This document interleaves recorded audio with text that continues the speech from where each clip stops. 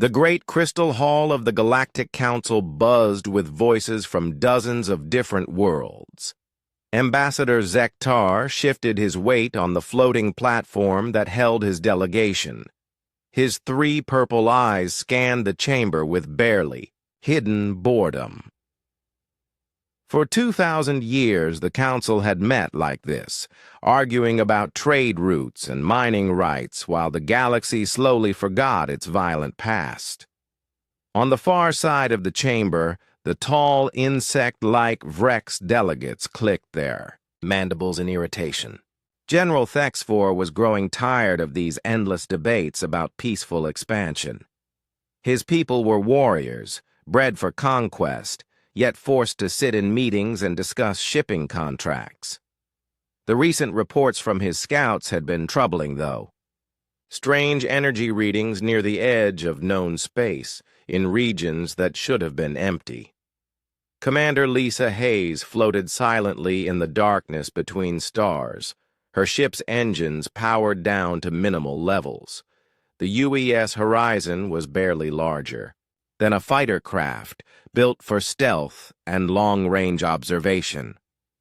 For 6 months, she had been watching the alien civilizations from the shadows, recording their communications and studying their technology.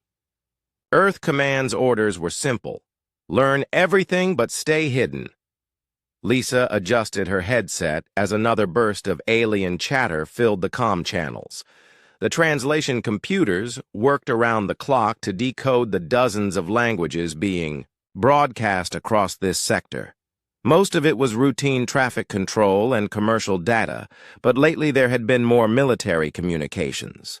Several species seemed to be moving ships toward Earth's region of space.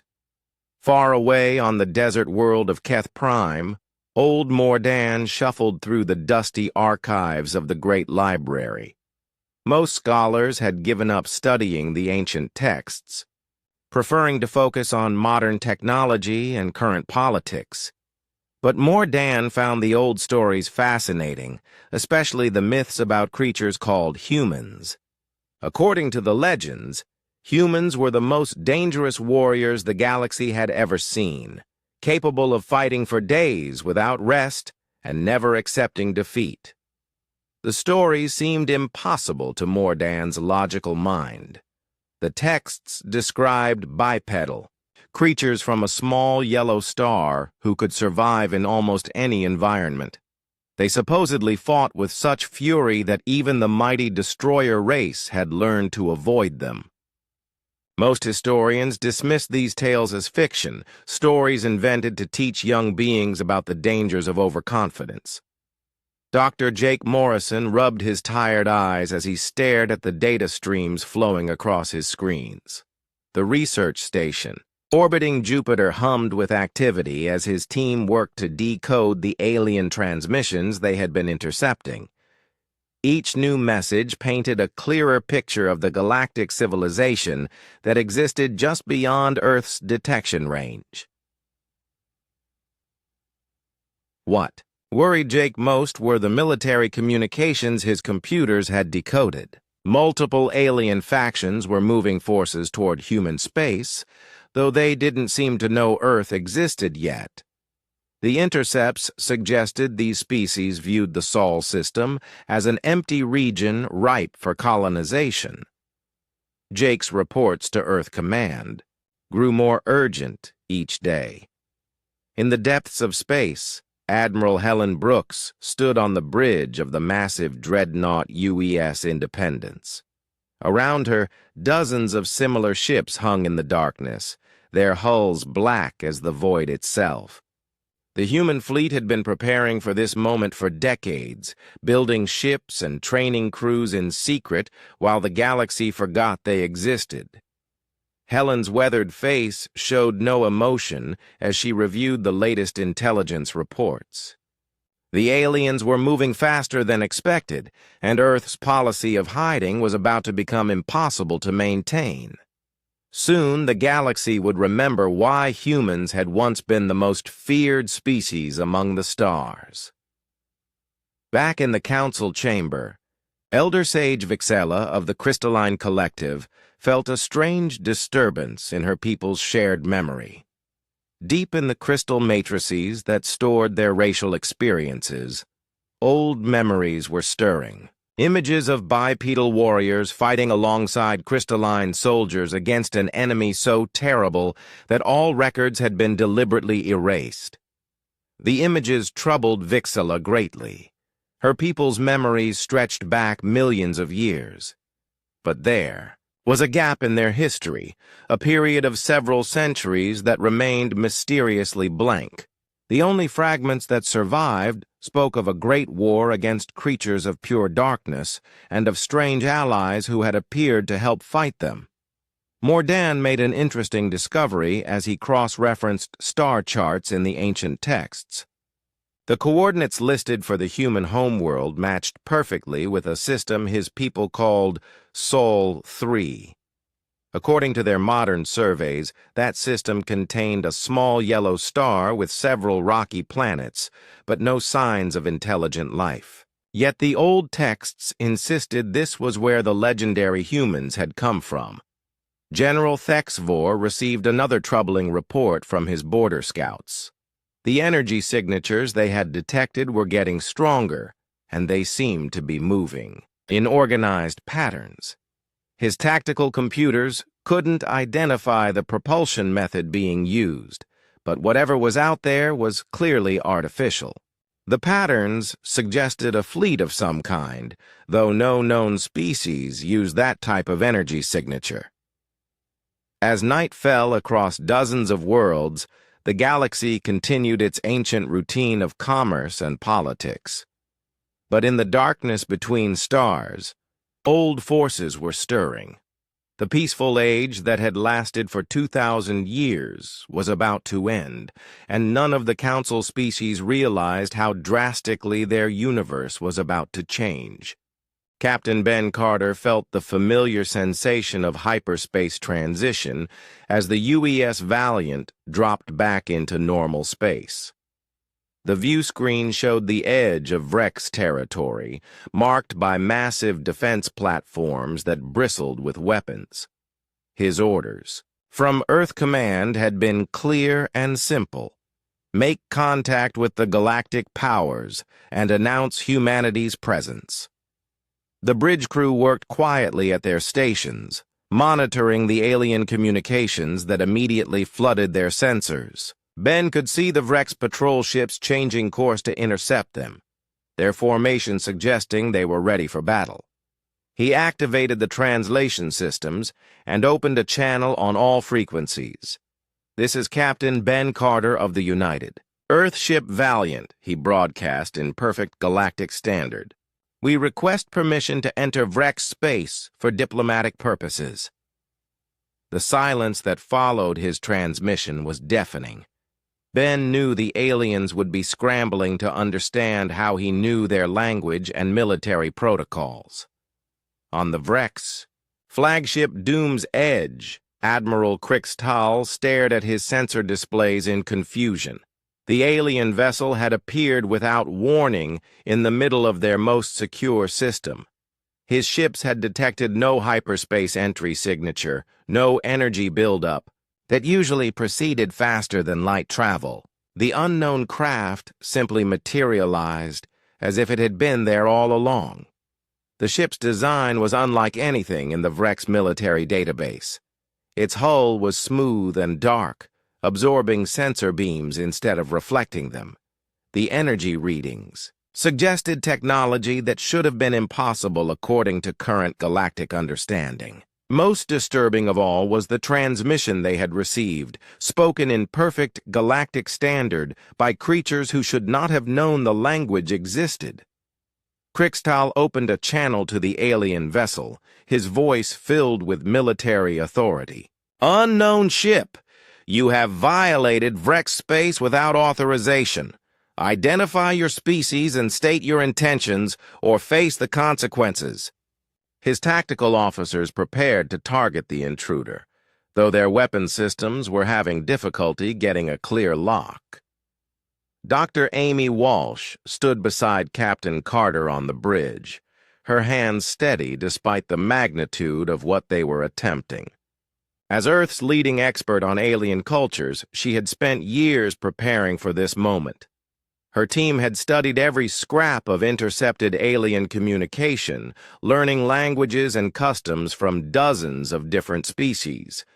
Amy activated her translation implant and responded to the Vrex Admiral. Admiral Krixtal, we come in peace seeking dialogue with the Galactic Council. We are representatives of humanity, and we believe there are matters of mutual interest to discuss.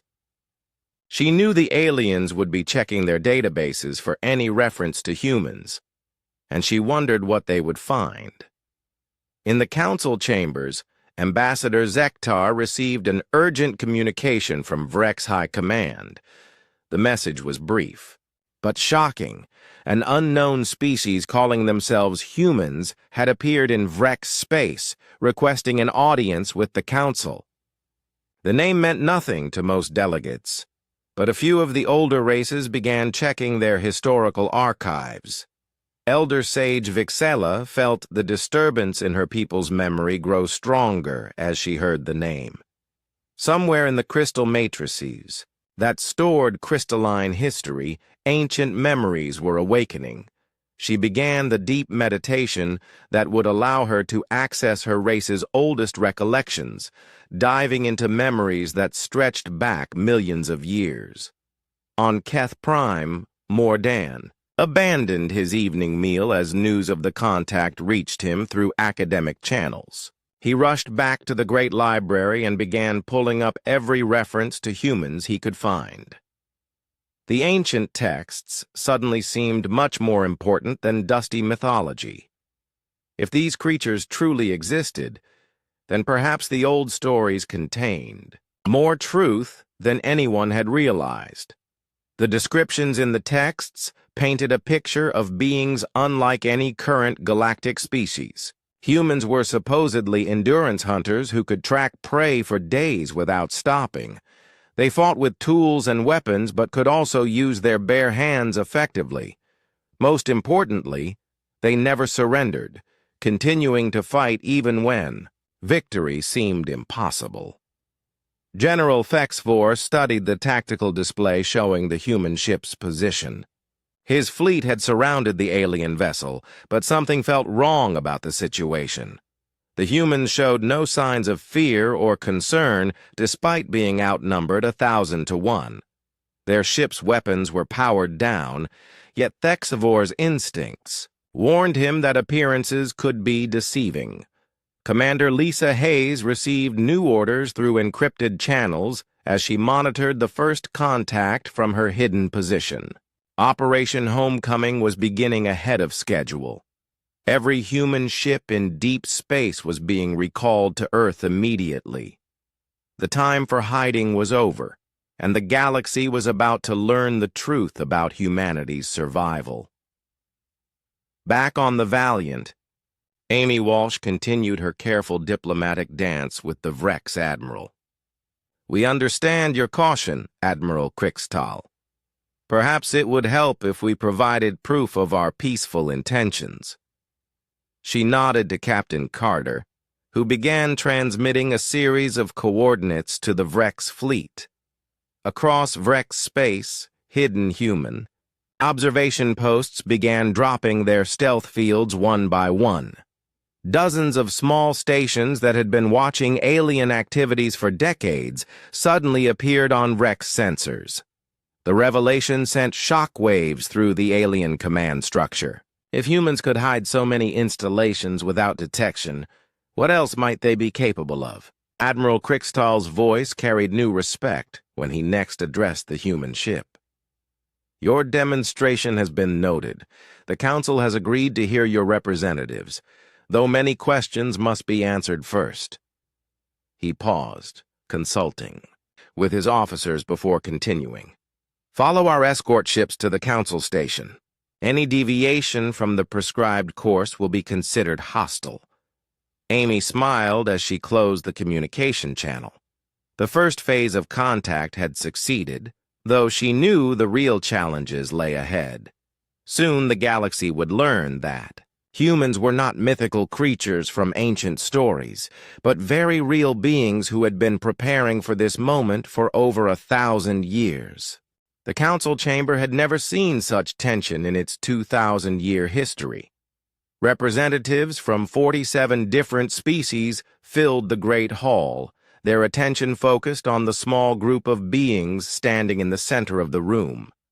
Dr. Amy Walsh maintained her calm composure despite feeling the weight of countless alien eyes studying her every movement.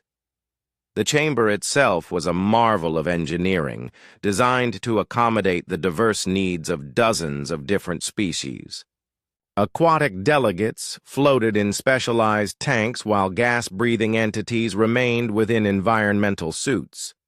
The air shimmered with translation fields that converted speech into dozens of different languages simultaneously. Amy stepped forward, her voice carrying clearly through the vast space. Honored representatives of the Galactic Council, I am Dr. Amy Walsh of the United Earth Government. I stand before you today as an official representative of humanity, seeking peaceful relations and mutual cooperation among all species. Her words were simple, but their implications sent ripples of shock through the assembled delegates. Ambassador Zektar was the first to respond, his three eyes narrowing with suspicion. Impossible, he declared, his voice booming through his translation device. Humans are creatures of mythology, ancient tales told to younglings. No such species exists in our current galactic surveys. Several other delegates voiced similar objections, their various forms of communication creating a cacophony of disbelief. Captain Ben Carter moved to stand beside Amy, both humans removing their helmets to reveal their faces to the assembly. The reaction was immediate and dramatic. Several delegates recoiled in recognition, while others began frantically accessing their data systems. The chamber fell silent as the reality of what they were seeing began to sink in. On Keth Prime, Mordan worked feverishly in the Great Library as news of the council session reached him through academic channels. His discovery in the ancient archives had taken on new significance with the appearance of actual humans. The coordinates he had found matched perfectly with the star system these beings claimed as their homeworld. The old scholar's hands trembled as he accessed the deepest levels of the archive system. Hidden in the most secure vaults were records that had been sealed for over 1,000 years. The access codes had been passed down through generations of librarians, meant to be used only in the most desperate circumstances. Elder Sage Vixila entered the deep trance state that allowed her to commune with the ancient memories of her people. The crystal matrices that stored crystalline racial experience pulsed with energy as she dove deeper into the past than any of her generation had attempted. What she found there filled her with both wonder and terror. The memories were fragmented, but clear. Images of bipedal creatures fighting alongside crystalline warriors against an enemy so terrible that its very existence had been erased from official records. The humans in these ancient memories moved with deadly grace, their weapons cutting through darkness itself. They had saved the galaxy once before, but the cost had been catastrophic. In the council chamber, Amy continued her presentation while monitoring the growing agitation among the delegates. We understand your confusion and disbelief. Our species has remained hidden for many centuries, but circumstances now require us to make our presence known. She gestured to a holographic display that showed star charts spanning thousands of light years. General Thexvor interrupted with a growl that needed no translation. If humans truly exist, where have you been hiding? Our scouts have surveyed every system in this sector. No major civilization could remain undetected for so long. His military mind struggled to accept that an entire species could have evaded Vrek's detection for centuries. Amy smiled calmly and activated her communication device. Within moments, a new holographic figure materialized in the chamber. Admiral Helen Brooks appeared in full military uniform, her image broadcast from somewhere in deep space. The Admiral's presence radiated authority and confidence that made even the most aggressive delegates pay attention. "General Thexavor raises a valid question," Admiral Brooks said, her voice carrying across the chamber with perfect clarity. "The answer is simple. We have been here all along, watching and learning from the shadows. Your people, all of your peoples, have been under human observation for decades." The implications of her words sent shockwaves through the assembly. Dr. Jake Morrison monitored the proceedings from his laboratory aboard the research station. His analysis of alien communications had proven invaluable in preparing for this moment. But he knew the real test was just beginning. The data he had gathered suggested that several hostile factions were already moving toward human space, drawn by reports of the mysterious contact. Mordan finally accessed the sealed records and gasped at what he found. The ancient archives contained detailed accounts of the War of Shadows, fought against an enemy known only as the Devourers. The descriptions were terrifying, speaking of creatures that consumed entire worlds and left nothing but empty space behind. According to the records, humanity had led the final assault that drove the Devourers back into the void between galaxies. Elder Sage Vixella emerged from her trance with tears flowing down her crystalline features. The memories she had accessed painted a clear picture of humanity's true nature. They were not conquerors or destroyers, but guardians who had sacrificed everything to protect the galaxy. Their disappearance after the war had left a void that no other species could fill. In the council chamber, Ambassador Zektar struggled to process what he was hearing. "If your people fought in this alleged war, why did you vanish afterward? Why hide from those you supposedly saved?" His voice carried, a mixture of skepticism and growing concern as the implications became clear. Admiral Brooks answered with quiet dignity. "Because we were broken, Ambassador. The war against the Devourers nearly destroyed us as well. We withdrew to heal, to grow stronger, and to prepare for their inevitable return. The galaxy needed time to recover and develop without the shadow of that ancient conflict hanging over it." Amy added her own perspective to the Admiral's explanation. "We have spent the last 1,000 years rebuilding our civilization and studying yours. We learned your languages, your customs, your strengths and weaknesses.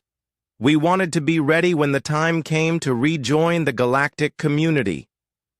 The chamber erupted in debate as delegates tried to absorb the magnitude of what they were learning.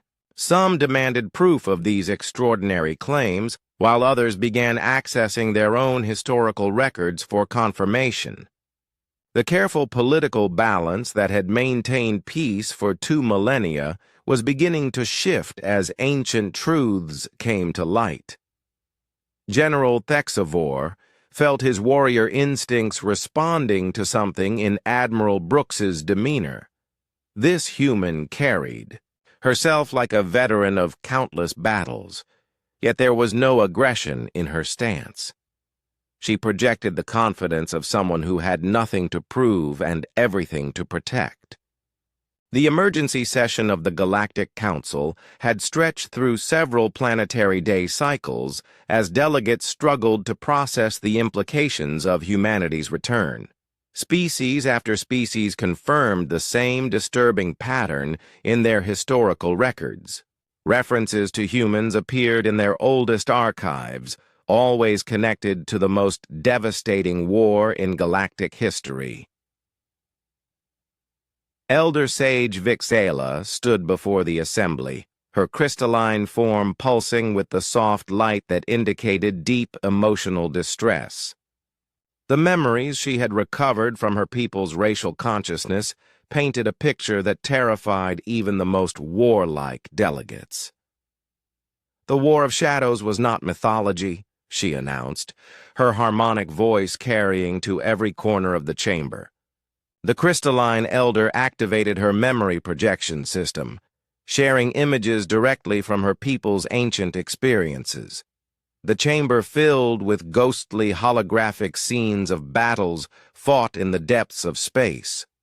Massive ships engaged creatures of living darkness, while bipedal figures in primitive armor fought alongside alien warriors against impossible odds. General Thexavor watched the projected memories with growing unease.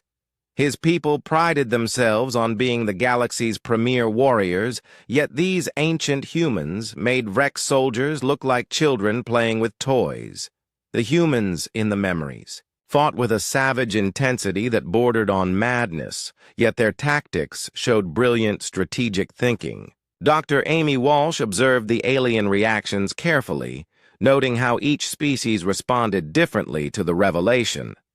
The more aggressive races seemed impressed by humanity's martial prowess, while the peaceful species appeared relieved that the legendary guardians had returned. Her diplomatic training told her this was a crucial moment that would shape humanity's relationship with the galaxy. On the research station orbiting Jupiter, Dr. Jake Morrison received priority communications from the contact team.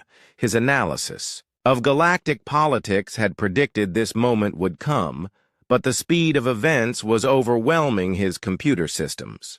New data streams poured in as alien civilizations began sharing their historical archives for the first time in centuries. Admiral Helen Brooks maintained her holographic presence in the council chamber while simultaneously commanding the human fleet from her position in deep space. Her tactical displays showed alien military movements throughout the sector as various species repositioned their forces in response to humanity's revelation. Some were clearly preparing for war, while others seemed to be offering protection. Morton continued his frantic research in the Great Library, cross-referencing the newly opened archives with his own discoveries. The pattern was becoming clear across multiple civilizations. Humanity had not simply fought in the War of Shadows. They had been the primary architects of the enemy's defeat. Every major battle had involved human tactics and human sacrifice. The sealed records from Keth Prime contained disturbing details about the final phase of the war. The Devourers had been pushed back to the edge of the galaxy, but they had not been destroyed. According to the ancient texts, they had retreated into the void between galaxies, waiting for the right moment to return. The humans had known this and had prepared accordingly. Captain Ben Carter monitored communications from the UES Valiant as reports flooded in from across human space. The revelation was having effects far beyond the council chamber. Alien probe ships were appearing at the edges of human territory, while others were fleeing the region entirely. Earth Command was struggling to coordinate responses to dozens of first contact scenarios simultaneously. In the depths of space, Commander Lisa Hayes received new orders that made her blood run cold. Long-range sensors had detected something moving in the void between galaxies, something vast and ancient stirring to life. The timing was too perfect to be coincidental. The Devourers had somehow sensed humanity's return to galactic politics.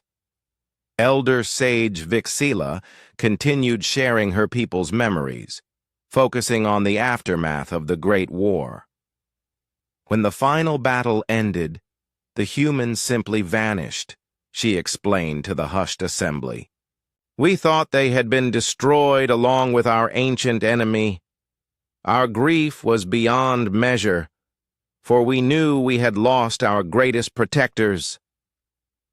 The projection showed the last recorded images of human ships disappearing into hyperspace, carrying the survivors of a species that had saved the galaxy at enormous cost to themselves. The crystalline memories indicated that entire human worlds had been sacrificed to stop the Devourer advance, with billions dying to protect civilizations they had never met. Ambassador Zektar found himself reconsidering everything he thought he knew about galactic history. His people's record spoke of a golden age that had followed the end of the War of Shadows, but they had never understood why their ancient enemies had suddenly stopped expanding. Now the truth was becoming clear, and it was more terrifying than any myth. Admiral Brooks chose that moment to share intelligence that sent shockwaves through the Council. Honored delegates, humanity's return is not simply a matter of diplomacy. Our deep space monitoring stations have detected signs of movement in the intergalactic void. The ancient enemy is stirring once again, drawn by the conflicts and chaos that have been spreading through your territories. The chamber erupted in panic as the implications became clear. The peaceful age that had lasted for 2,000 years was ending, and the galaxy was woefully unprepared for what was coming. The petty territorial disputes and trade wars that had seemed so important suddenly appeared insignificant compared to the approaching darkness. Dr. Jake Morrison's analysis confirmed the Admiral's warning as his computers processed the latest sensor data. The energy signatures matched patterns from the ancient archives, though they were far stronger than anything recorded in the historical files. Whatever was moving in the void had grown more powerful during its long exile. General Thexvor felt, his warrior's instincts responding to the threat assessment. His mind was already calculating fleet movements and defensive positions, but he knew the current galactic military structure was inadequate for the coming war. The various species would need to unite under a single command structure if they hoped to survive. Amy Walsh watched the alien delegates struggle with the reality of their situation. Fear was a powerful motivator, but it could also lead to panic and poor decisions. She needed to guide the conversation toward constructive cooperation before terror overwhelmed rational thought. The next few hours would determine whether the galaxy could unite against the coming storm. Commander Lisa Hayes updated her sensor logs as more anomalous readings appeared on her instruments. The void between galaxies was definitely showing increased activity, and the pattern suggested organized movement rather than random cosmic phenomena. Something intelligent and hostile was heading toward their galaxy, and humanity was running out of time to prepare the various species for what was coming. Admiral Helen Brooks stood motionless on the command deck of the UES Independence as space around the Council station began to shimmer with hyperspace distortions. The time for hiding was over, and humanity was about to reveal the true extent of their preparation for this moment. 300 ships of war dropped out of hyperspace in perfect formation, their dark hulls bristling with weapons that incorporated 1,000 years of technological advancement. The reaction from the alien fleets was immediate and overwhelming. Vrex warships that had seemed massive moments before now appeared insignificant next to the human dreadnoughts. Crystalline vessels retreated to safe distances, while insectoid fighters scrambled in confusion around capital ships that suddenly seemed like toys in comparison. In the council chamber, the holographic displays showing the human fleet's arrival sent delegates into panic. Species that had been preparing for war against each other found themselves united in awe and terror at the sight of humanity's true military might. The peaceful age of galactic politics had ended in a single moment, replaced by the stark reality of humanity's return to power. Captain Ben Carter watched from the bridge of the UES Valiant as his small ship was dwarfed by the massive vessels arriving around them. The exploration vessel that had seemed impressive to alien observers now looked like a shuttle compared to the battleships and carriers that filled the space around the Council station. His role in First Contact was complete, but the real work was just beginning. Dr. Amy Walsh felt the atmosphere in the council chamber shift dramatically as news of the fleet's arrival spread through the assembly. The careful diplomatic dance she had been conducting was no longer necessary. Humanity had revealed their hand completely, and the aliens now understood they were dealing with a species that could enforce their will through overwhelming military superiority. General Thexavor studied the tactical displays showing human ship formations with the eye of a professional warrior. The positioning was perfect, covering all possible escape routes while maintaining defensive formations that could respond to threats from any direction. This was not a show of force. It was a demonstration of military science that surpassed anything in current galactic understanding. On Keth Prime, Morden felt vindicated as reports of the human fleet reached him through academic channels. The ancient texts had spoken of vast armadas that could darken entire star systems, and now those myths were proving to be historical fact. His life's work studying the old stories had suddenly become the most important research in the galaxy. The sealed archives revealed details about human military doctrine that explained what the galaxy was witnessing. Humans did not simply build ships, they created integrated fleet systems that functioned like single massive organisms. Each vessel was designed to support the others, creating combinations that were far more powerful than the sum of their individual capabilities. Commander Lisa Hayes smiled grimly as she watched alien vessels scrambling to avoid collision with the arriving human fleet.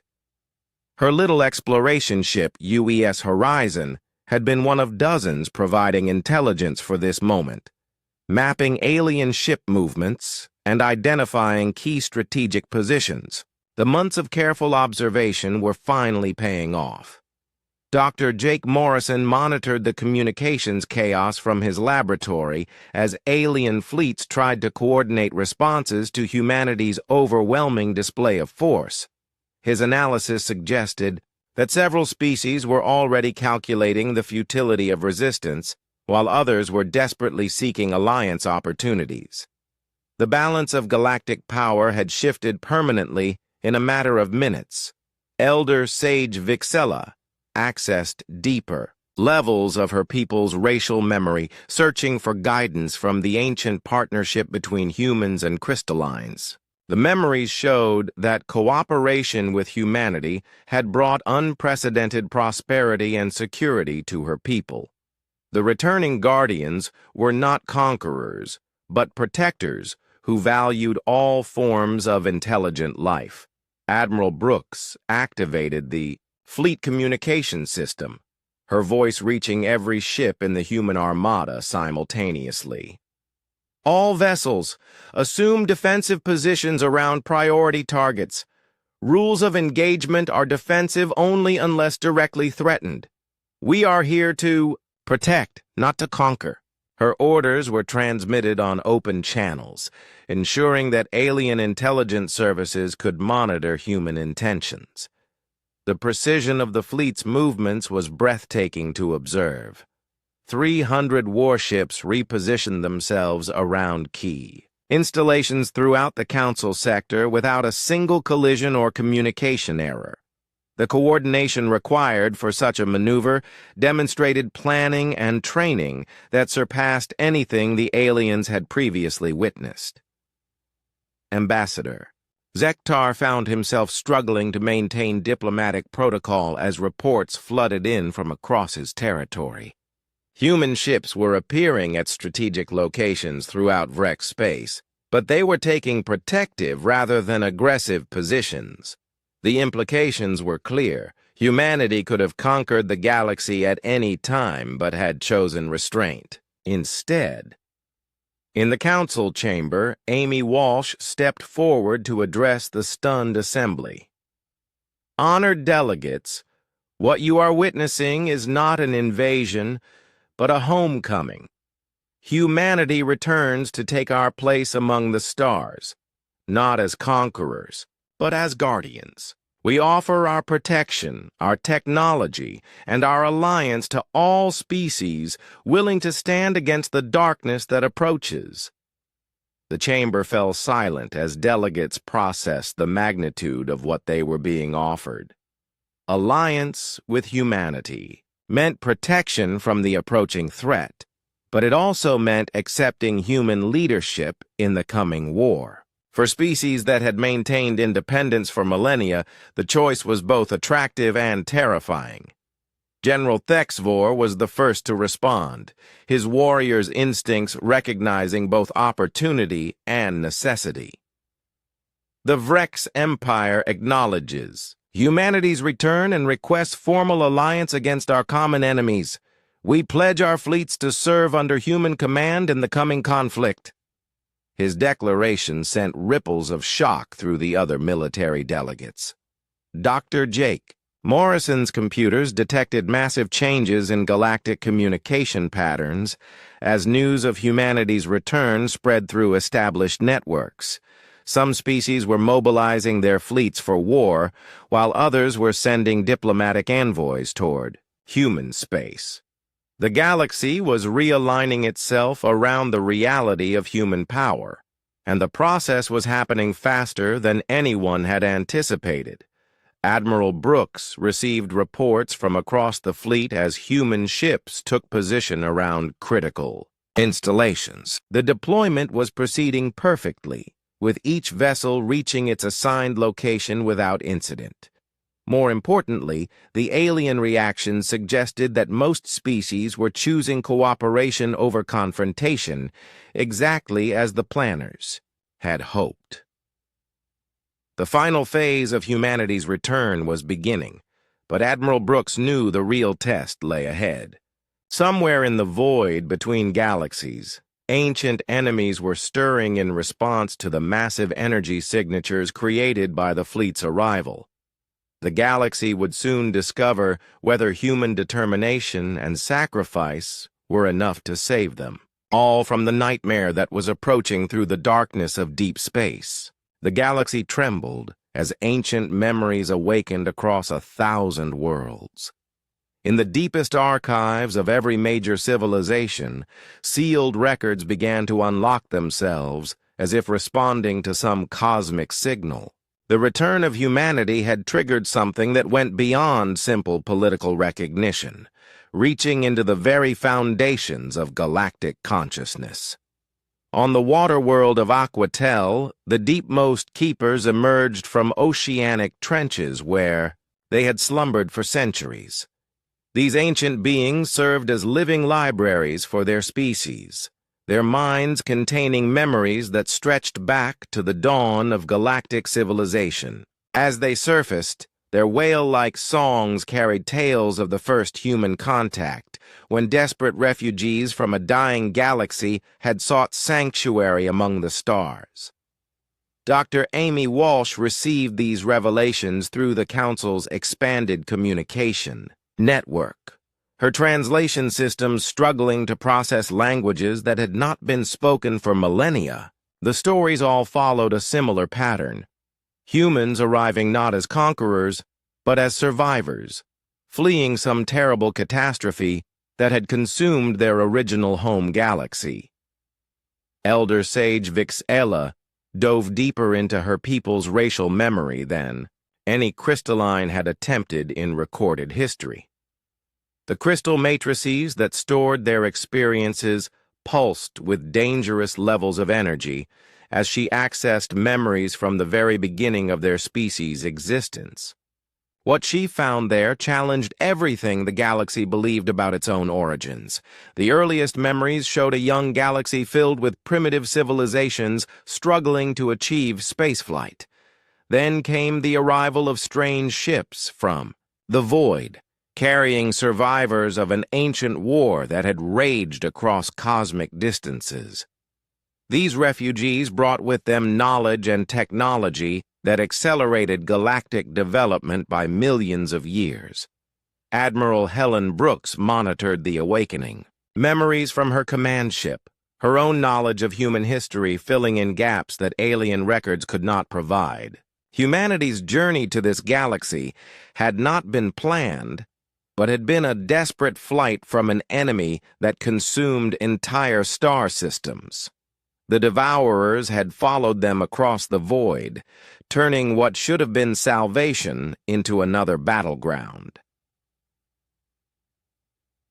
On the desert world of Keth Prime, Mordan worked frantically to catalog the flood of information pouring from previously sealed archives.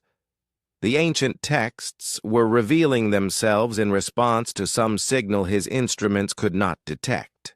Stories of human sacrifice and heroism emerged from every civilization's deepest vaults, painting a picture of a species that had given everything to protect their adopted home.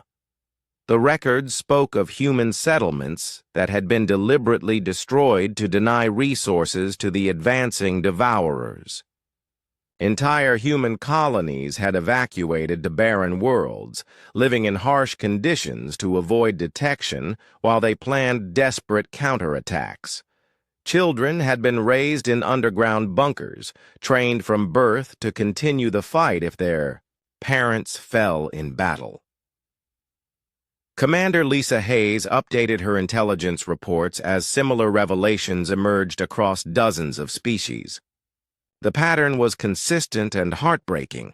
Humans had integrated themselves into galactic society not as rulers, but as protectors, always placing the survival of other species above their own interests.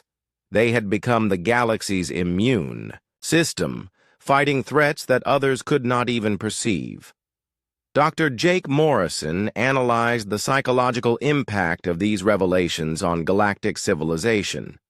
The discovery that their peaceful age had been built on human sacrifice was causing massive social upheaval across multiple worlds. Some species were experiencing collective guilt, while others were developing almost religious reverence for humanity's return. In the council chamber, debates raged as delegates struggled to process the implications of their expanded historical knowledge. Species that had considered themselves ancient and wise now realized they were children compared to the humans who had guided their development from the shadows. The careful balance of galactic politics was crumbling as traditional power structures proved meaningless. General Thexvor found his understanding of warfare completely revolutionized, as Vrek's military archives revealed human tactical innovations that had been attributed to other sources. Battle formations, weapons designs, and strategic doctrines that formed the foundation of modern military science had all originated from human refugees desperate to protect their new home. The Vrek's general realized that his people's entire military culture was based on lessons learned from human teachers who had hidden their identity to avoid creating dependency. The proud warrior race had unknowingly been following human military philosophy for thousands of years, refined through battles against enemies that conventional forces could never defeat. Elder Sage Vixella emerged from her deep trance with revelations that shook the council to its foundations. "The humans did not simply save us from the Devourers," she announced, her crystalline voice resonating with harmonic overtones of profound emotion. "They created the conditions that allowed our civilizations to evolve safely. Every major advancement in galactic society can be traced to human influence. The implications were staggering. Technologies that species claimed as their own discoveries had been subtly guided by human advisors working behind the scenes. Trade routes that had brought prosperity to entire sectors had been planned by human economists studying galactic development patterns. Even the formation of the Galactic Council itself had been influenced by human political theorists seeking to create stable governance. Ambassador Zektar felt his worldview crumbling as his people's archives revealed the truth about their greatest historical achievements. The Zektar Empire's expansion across 7 star systems had been guided by mysterious advisors who appeared during crises and vanished once problems were solved. Those advisors had been human agents, ensuring that expansion did not trigger conflicts that could destabilize the region. Dr. Amy Walsh watched the alien delegates struggle with their transformed understanding of galactic history. The revelation of humanity's hidden influence was causing both gratitude and resentment among different species. Some viewed the humans as benevolent guardians, while others felt manipulated and controlled. Managing these conflicting emotions would be crucial for building the alliance needed against the approaching threat. On research stations throughout human space, scientists worked to correlate the alien revelations with their own historical records. The picture that emerged showed a species that had embraced exile and anonymity to protect civilizations they barely knew. Generation after generation of humans had lived and died in secret, their achievements credited to others to maintain the illusion of natural galactic development. Admiral Brooks received reports from across the human fleet as her ships detected the psychological shock waves spreading through alien populations. Some worlds were experiencing celebration as they realized their protectors had returned, while others faced civil unrest as traditional authority structures collapsed under the weight of historical truth. The ancient memories continued awakening across the galaxy, revealing the true scope of human sacrifice and dedication. Humanity had not simply fought a war and disappeared. They had spent millennia nurturing galactic civilization while preparing for the enemy's inevitable return. Now that the Devourers were stirring once again, the galaxy finally understood why their hidden guardians had chosen to reveal themselves. Deep space monitoring stations throughout the galaxy began detecting the same terrifying phenomenon simultaneously. The void between galaxies was no longer empty, but filled with massive energy signatures moving in organized formations toward their spiral arm. The ancient enemy that humanity had fought so desperately to contain was finally returning, and their numbers appeared to be far greater than anything recorded in the historical archives. Admiral Helen Brooks stood before the largest holographic display ever assembled, showing real-time sensor data from across human space. The approaching Devourer fleet stretched across light years of void, their dark ships absorbing energy from the cosmic background radiation as they traveled. Preliminary estimates suggested millions of vessels, each one larger than anything in the current galactic arsenal. Dr. Jake Morrison worked frantically in his expanded laboratory, now relocated to the massive research vessel UES Discovery. His team had been analyzing Devourer technology for weeks, using data recovered from ancient battlefields and comparing it with current sensor readings. The results were deeply disturbing, showing technological advancement that had continued during their exile in the void. The Devourers had not simply been waiting in the darkness between galaxies, they had been growing stronger, developing new weapons and tactics while studying the galaxy they intended to consume. Their ships now incorporated defenses specifically designed to counter the weapons that had driven them away during the First War. Commander Lisa Hayes coordinated intelligence gathering from her position aboard the stealth ship UES Shadow. Her vessel was one of dozens conducting dangerous reconnaissance missions near the edge of the galaxy, attempting to gather detailed information about Devourer capabilities. The data they collected painted a picture of an enemy that had learned from their previous defeat. In the council chamber, emergency sessions continued around the clock as delegates struggled to organize a unified response to the approaching threat.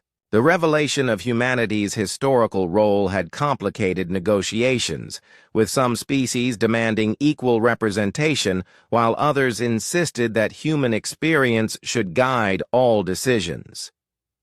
Dr. Amy Walsh found herself serving as both diplomat and military advisor as the various species attempted to coordinate their defensive preparations. The cultural differences that had seemed manageable during peacetime now threatened to undermine any effective response to the Devourer invasion. Ancient prejudices and territorial disputes continued to interfere with strategic planning. General Thex Vor commanded the largest joint military exercise in galactic history as human and alien forces attempted to develop coordinated tactics. The learning curve was steep, with alien crews struggling to adapt to human command protocols, while human officers worked to understand the capabilities of unfamiliar technologies. The exercises revealed fundamental problems with traditional galactic military doctrine. Most species had developed their forces for fighting each other, with tactics focused on territorial conquest and resource control. The Devourers represented a completely different type of enemy, one that sought total annihilation rather than submission or negotiation. Elder Sage Vixella worked with human historians to recover every possible detail about Devourer tactics from the ancient war. The crystalline memory matrices held fragments of battles fought across multiple star systems, showing how the enemy adapted their strategies in response to different defensive approaches. The patterns suggested intelligence and creativity that went far beyond simple hunger for destruction. On Keth Prime, Morden made a discovery that sent shockwaves through the military planning committees. Hidden in the deepest archives was a record of the final Devourer retreat, including detailed analysis of their probable destination. The ancient humans had known exactly where their enemies were going, and had spent centuries preparing for their return. The sealed records contained star charts showing the intergalactic route the Devourers had taken when they fled the galaxy. More importantly, they included calculations predicting when the enemy would return and what their capabilities would be after millennia of preparation. The ancient humans had not simply won a war, they had been planning for the next phase of conflict. Admiral Brooks received the intelligence from Keth Prime with mixed emotions. The good news was that human ancestors had anticipated this moment and left detailed preparations for their descendants to discover. The bad news was that their projections suggested the coming war would be far more devastating than the original conflict. Captain Ben Carter found himself commanding a mixed fleet of human and alien vessels as they established defensive positions around critical worlds. The integration challenges were enormous, with different species using incompatible communication systems and tactical doctrines. Success would require unprecedented cooperation between civilizations that had been rivals for centuries. Dr. Amy Walsh worked to address the psychological impact of the approaching invasion on galactic populations. Many worlds were experiencing panic as civilians realized their peaceful existence was ending forever. Refugee movements were beginning as entire populations fled from systems near the galactic edge, creating humanitarian crises that complicated military preparations. The Devourer advanced scouts were now close enough for detailed sensor analysis, and the results were terrifying.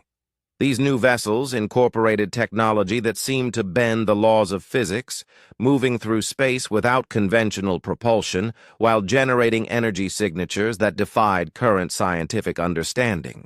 They appeared to be living ships rather than mechanical constructs. Commander Lisa Hayes transmitted her final reconnaissance report before withdrawing to a safe distance from the approaching enemy. The Devourer fleet was not simply invading, it was transforming the space it moved through. Stars along their path were dimming as their energy was somehow absorbed or redirected. Entire solar systems were being altered in ways that current science could not explain. General Thexvor realized that conventional military thinking would not be sufficient for the coming conflict. The enemy they faced was not simply technologically advanced, but operated according to principles that challenged basic assumptions about warfare. Victory would require tactical innovations that went beyond anything developed during the peaceful age. The galaxy's industrial base was being rapidly converted to military production as every species contributed their technological advantages to the common defense. Crystalline energy-focusing systems were integrated with Vrex armor plating, while human weapons designs were adapted for alien targeting systems. The cooperation was unprecedented, but might not be enough. Elder Sage Vixila made one final dive into her people's deepest memories, seeking any fragment of information that might provide an advantage in the coming battle. What she found there was both inspiring and terrifying, memories of the moment when humanity had first appeared in their galaxy, refugees from a war that had already consumed everything they loved. The Devourers had followed humanity across the void once before, and now they were doing it again. The final battle for galactic survival began at the edge of known space as Devourer scout ships made contact with the combined defense fleet. Admiral Helen Brooks watched from the bridge of the UES Independence as thousands of vessels from dozens of species formed the largest military formation in recorded history. The moment that humanity had spent 1,000 years preparing for had finally arrived. The Devourer ships were unlike anything the galaxy had ever seen, their dark hulls seeming to absorb light itself while generating energy fields that warped space around them. They moved without visible propulsion, flowing through vacuum like living creatures swimming through water. Their weapons fired beams of absolute darkness that consumed everything they touched. Captain Ben Carter commanded the integrated defense line, coordinating attacks between human dreadnoughts and alien cruisers while maintaining communication across dozens of different military protocols. The tactical challenges were immense, but the months of joint training were finally showing results as mixed crews worked together with increasing effectiveness. Dr. Amy Walsh had abandoned diplomacy for military coordination, working from the command center to manage the flow of reinforcements and supplies to the front lines. The logistical requirements of the defense were staggering, with entire star systems being converted to weapons production, while civilian populations were evacuated to protected zones deep within galactic core. The first engagement proved that conventional tactics would not be sufficient against the Devourers. Their ships seemed to regenerate damage while their weapons cut through even the strongest shields like they were made of paper. Entire squadrons vanished in seconds, consumed by darkness that left no trace of their existence. General Thexvor led a desperate counterattack using modified Vrex ramming tactics, his heavily armored ships attempting to overwhelm individual Devourer vessels through sheer mass and momentum. The strategy worked briefly, with several enemy ships being destroyed through collision, but the cost was enormous, as entire Vrex battle groups were annihilated in the process. Elder Sage Vixella broadcast ancient battle songs, across the crystalline fleet, using harmonic frequencies that had once coordinated attacks during the original war. The crystal ships responded by focusing their energy weapons in ways that created temporary weak points in Devourer defenses, allowing human vessels to penetrate their protective fields. Commander Lisa Hayes flew reconnaissance missions in the shadow of the massive battle, her stealth ship gathering intelligence on Devourer tactics and capabilities. Her reports revealed that the enemy was testing galactic defenses systematically, probing for weaknesses while holding their main force in reserve. The real invasion had not yet begun. Dr. Jake Morrison worked frantically in his mobile laboratory, analyzing captured Devourer technology and searching for exploitable vulnerabilities. His research suggested that the enemy ships were not purely mechanical, but incorporated some form of biological component that might be susceptible to specific types of attack. The battle raged across multiple star systems as Devourer forces pushed deeper into galactic space. Their advance was methodical and devastating, with conquered worlds being stripped of all energy and matter before the fleet moved on. Refugee streams fled ahead of the invasion, carrying tales of horror that tested the resolve of the defending forces. Admiral Brooks made the difficult decision to fall back to prepared positions around key worlds, abandoning outer systems to preserve the main defense fleet. The strategy was sound but politically devastating, as species watched their homeworlds being consumed while the combined fleet retreated to more defensible positions. On the desert world of Keth Prime, Mordan made one final discovery in the ancient archives that changed everything. Hidden in the deepest vaults was a weapon design left by the original human refugees, a device that could theoretically disrupt the energy matrices that held Devourer ships together. The technology required resources from across the galaxy and coordination between every major species. The construction of the weapon began immediately, with industrial capacity from hundreds of worlds being redirected to the project. Human engineers worked alongside alien scientists to build a device that incorporated the best technology each species could provide. The weapon would only have one chance to work, and failure would mean the end of galactic civilization. Captain Ben Carter found himself leading the most desperate mission in military history as volunteer crews from every species prepared to deliver the weapon to the heart of the Devourer fleet. The attack would require penetrating defenses that had already destroyed thousands of ships, with success depending on precise timing and absolute coordination. The final assault began as the combined fleet launched its last desperate gambit against the approaching enemy. Human ships led the charge while alien vessels provided covering fire and support, their crews knowing that this battle would determine the fate of trillions of lives across the galaxy. Dr. Amy Walsh coordinated the retreat of civilian populations from the core worlds as the weapon mission proceeded. If the attack failed, these worlds would be the last refuge for galactic civilization, but their defenses could not hold against the full Devourer fleet for more than a few months.